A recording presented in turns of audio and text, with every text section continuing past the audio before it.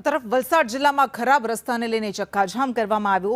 National highway 48 બિસ્માર થતા લોકોમાં આક્રોશ ભભૂકી ઉઠ્યો છે।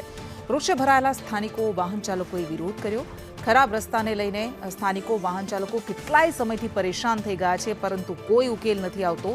વિરોધને લઈને પારડી પોલીસ પણ ઘટના સ્થળે દોડી આવી હતી। વધુ વિગત સાથે સંવાદદાતા જાવેદ ખાન આપણી સાથે જોડાઈ ગયા છે। જાવેદ, આ એ મુદ્દો છે કે જે છેલ્લા કેટલાય સમયથી ઉઠાવવામાં આવી રહ્યો છે, ખુદ સાંસદ પણ ઉઠાવી ચૂક્યા છે, પણ તેમ છતાં એનું નિરાકરણ નથી આવતું।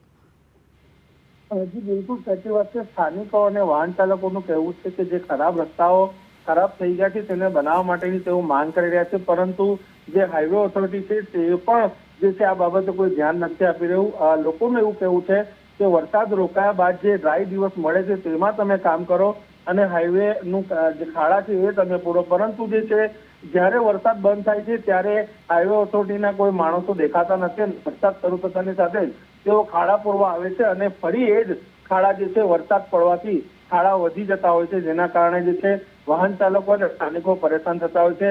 ડ્રાય દિવસમાં તેઓ ધૂળની ડમરીઓ ઉડે છે, એનાથી પરેશાન થઈ જતા, જેને લઈને આજરોજ બગોડા ટોલનાકા નજીક જે છે ખરાબ રસ્તાના કારણે સ્થાનિકો અને વાહન ચાલકોએ જે છે ચક્કાજામ કર્યો હતો અને વિરોધ નોંધાવ્યો હતો। જી બિલકુલ, આભાર આપનો।